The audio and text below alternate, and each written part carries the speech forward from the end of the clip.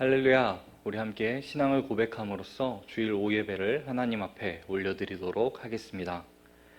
전능하사 천지를 만드신 하나님 아버지를 내가 믿사오며 그 외아들 우리 주 예수 그리스도를 믿사오니 이는 성령으로 잉태하사 동정녀 마리아에게 나시고 본디오 빌라도에게 고난을 받으사 십자가에 못 박혀 죽으시고 장사한 지 사흘 만에 죽은 자 가운데서 다시 살아나시며 하늘에 오르사 전능하신 하나님 우편에 앉아 계시다가 저리로서 산자와 죽은 자를 심판하러 오시리라. 성령을 믿사오며 거룩한 공예와 성도가 서로 교통하는 것과 죄를 사하여 주시는 것과 몸이 다시 사는 것과 영원히 사는 것을 믿사옵나이다. 아멘. 오늘 함께 나눌 말씀은 베드로전서 4장 12절에서 19절까지의 말씀입니다. 사랑하는 자들아, 너희를 연단하려고 오는 불시험을 이상한 일 당하는 것 같이 이상히 여기지 말고 오히려 너희가 그리스도의 고난에 참여하는 것으로 즐거워하라. 이는 그의 영광을 나타내실 때에 너희로 즐거워하고 기뻐하게 하려 함이라. 너희가 그리스도의 이름으로 치욕을 당하면 복 있는 자로다. 영광의 영, 곧 하나님의 영이 너희 위에 계심이라. 너희 중에 누구든지 살인이나 도둑질이나 악행이나 남의 일을 간섭하는 자로 고난을 받지 말려니와 만일 그리스도인으로 고난을 받으면 부끄러워하지 말고 도리어 그 이름으로 하나님께 영광을 돌리라. 하나님의 집에서 심판을 시작하실 때가 되었나니 만일 우리에게 먼저 하면 하나님의 복음을 순종하지 아니하는 자들의 그 마지막은 어떠하며 또 의인이 겨우 구원을 받으면 경건하지 아니한 자와 죄인은 어디에 서리요. 그러므로 하나님의 뜻대로 고난을 받는 자들은 또한 선을 행하는 가운데 그 영혼을 미쁘신 창조주께 의탁할지어다. 아멘. 오늘은 성도의 고난이라는 제목으로 함께 말씀을 나누길 원합니다. 오늘 말씀은 그리스도의 고난에 참여하는 것을 기뻐하라는 것으로 말씀이 시작되고 있습니다. 그렇다면 왜 그리스도의 고난에 참여해야 되는 것인지, 그리고 왜 그로 인해 기뻐하라는 것인지 오늘 한번 살펴보도록 하겠습니다. 먼저 베드로전서의 기록 배경과 그 기록 목적을 한번 살펴보고자 합니다. 본서 1장 1절에서 예수 그리스도의 사도 베드로는 이라고 말씀을 시작하는 걸 보아서 본서의 저자가 베드로임을 우리는 알 수가 있습니다. 기록 배경을 살펴보면 베드로전서에 고난과 시련이라고 하는 단어가 자주 등장하는 것으로 보아 아마 이 서신을 쓸 당시에 이 배경은 그리스도인들이 굉장히 고난을 받고 있었던 시대였다라고 우리는 생각해 볼 수가 있습니다. 실제로 당시에는 로마인들이 그리스도인을 반사회적인 사람들로 보았습니다. 예수님의 몸을 먹고 예수님의 피를 마신다고 주장한다는 이유로 식인종이라고 생각을 했었고, 또 형제님, 자매님, 당신을 사랑합니다. 이와 같은 말을 한다는 이유로 근친상간자라고 생각을 했었습니다. 그리스도인들도 로마 정부의 정책과 충돌하는 일들이 있었는데 그리스도인들은 국가가 비기독교적이라고 생각하여서 호의를 갖지 않았습니다. 그리고 기독교의 종교적 진리를 위해서 나라에 타협하지 않는 자세를 기독교인들이 가지고 있었습니다. 이런 상황 가운데 주후 64년경에 로마에 대화재가 발생하게 되었고 네로 황제는 그 범인을 기독교인으로 지목하게 되었으며 그로 인해서 기독교의 박해가 시작되게 되었습니다. 이런 배경 가운데 사도 베드로는 영원한 영광에 들어가게 하시는 그 하나님을 바라보고 그리스도를 본받아 고난 중에 선을 행하며 믿음의 성숙을 이루도록 당부하면서 베드로전서를 기록하게 되었습니다. 오늘 본문은 우리가 그리스도인에게 고난을 받지만 고난으로 끝이 아닌 이 고난을 이긴 성도들이 어떤 영광을 받고 있는지를 말씀하고 있습니다. 베드로는 지금 나에게 찾아오는 고난에 대해서 당황하거나 놀라지 말고 또 이상한 일이라고 여기지 말며 그리스도의 고난에 참여하는 것을 기뻐하라 라고 말씀하고 있습니다. 지난 주중예배 회복 주간에 담임 목사님께서 신비라고 하는 제목으로 말씀을 나눠주셨습니다. 그렇다면 무엇이 신비였을까요? 고난 가운데 영광이 있다는 신비였습니다. 고난과 탄식, 아픔 가운데 있지만 내게 능력 주시는 자 안에서 내가 모든 것을 할 수 있다는 고백이 나오는 게 바로 신비였습니다. 이렇게 사도 베드로가 고난에 참여하는 것을 기뻐하라고 말할 수 있는 이유는 그리스도의 이름으로 고난을 당하는 것, 그리스도의 이름으로 고통을 당하는 것은 슬픔이 아닌 영광과 기쁨을 가져다 준다는 것이기 때문이었습니다. 그러나 그리스도인이 절대로 받아서는 안 되는 고난도 있습니다. 그것은 바로 세상의 범죄를 저지르고 세상의 형벌을 받는 것입니다. 예를 들어 살인이라든지 도둑질, 사기 이런 죄를 범하여서 전과가 기록으로 남게 되고 또 그로 인해서 고난을 받는다면 그것은 오히려 하나님의 영광을 가리는 일이 되게 됩니다.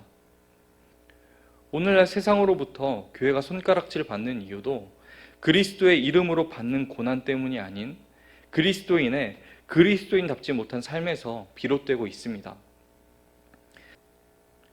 그리스도인이 받아야 될 고난은 그리스도의 이름으로 받는 고난, 즉 세상의 빛과 소금으로 살아가는 데 있어서 찾아오는 고난입니다.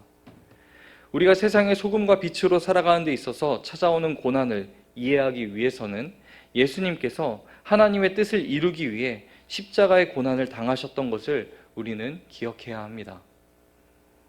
그리스도인이 예수 그리스도를 따르는 삶을 사는 가운데 찾아오는 이 고난과 시험은 바로 그리스도의 제자라는 증거가 됩니다. 마태복음 5장 11절에서 이렇게 말씀하고 있습니다. 나로 말미암아 너희를 욕하고 박해하고 거짓으로 너희를 거슬러 모든 악한 말을 할 때에는 너희에게 복이 있나니. 사도 베드로는 고난이 선한 사람보다는 오히려 악한 자들에게 더 많이 찾아온다는 것을 알고 있었습니다. 하지만 그는 신앙 때문에 고난을 당하는 것이라면 도리어 하나님께 영광을 돌릴 수 있다라고 고백하고 있습니다. 베드로는 자신의 경험을 통하여서 사람이 당하는 고난이 다 같은 고난일 수 없음을 알고 있었고 또 신앙으로 인한 고난은 절대 부끄러운 것이 아님을 오늘날 우리에게도 말씀하고 있습니다. 사랑하는 성도 여러분, 혹시 지금 고난 가운데 계신가요? 고난 가운데 있다면 지금 내가 무엇 때문에 이 고난을 겪고 있는지 생각해 보아야 합니다.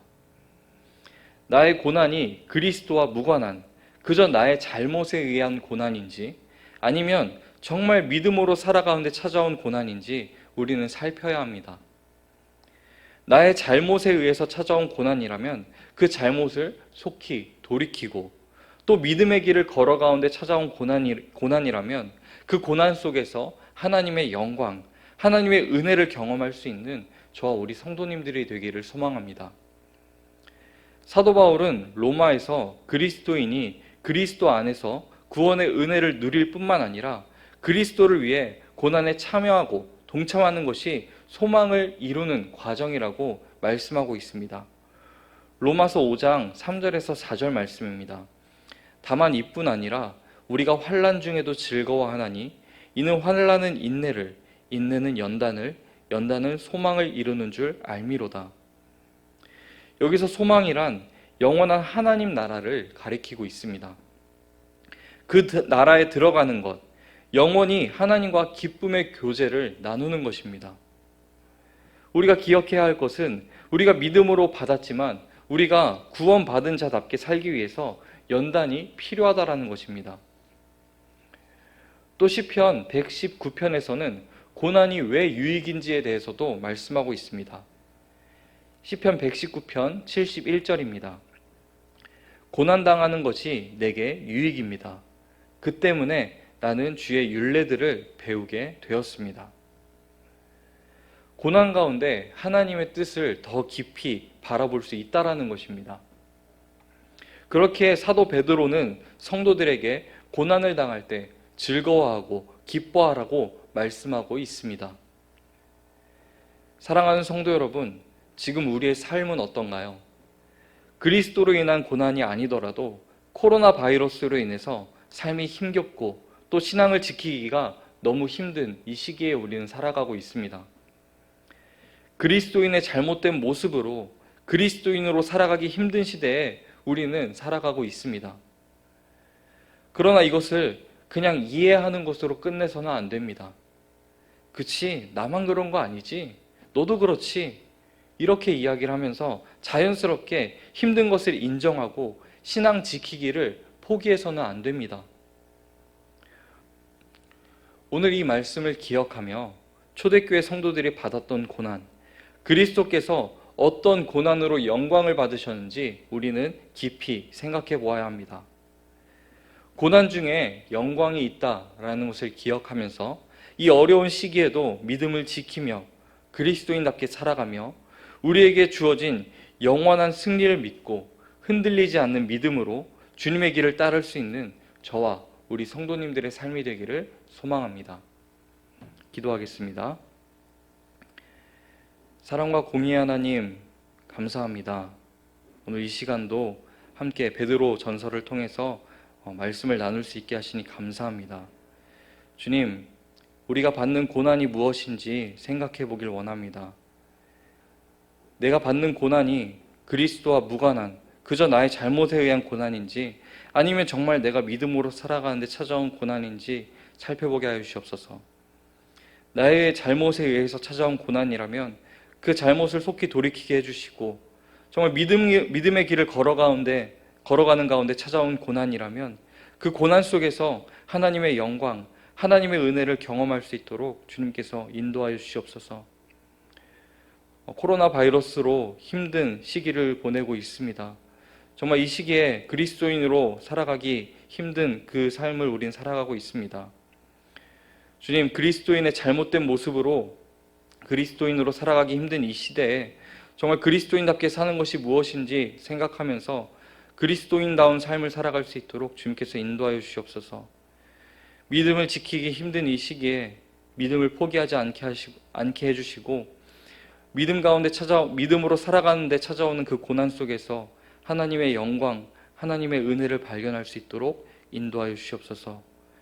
우리의 모든 삶을 주님께 온전히 맡겨드리며 사랑이 많으신 예수 그리스도의 이름으로 기도합니다.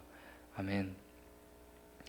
하늘에 계신 우리 아버지여, 이름이 거룩히 여김을 받으시오며 나라의 임하옵시며 뜻이 하늘에서 이루어진 것 같이 땅에서도 이루어지이다. 오늘날 우리에게 일용할 양식을 주옵시고 우리가 우리에게 죄 지은 자를 사하여 준 것 같이 우리의 죄를 사하여 주옵시고 우리를 시험에 들게 하지 마옵시고 다만 악에서 구하옵소서. 나라와 권세와 영광이 아버지께 영원히 있사옵나이다. 아멘.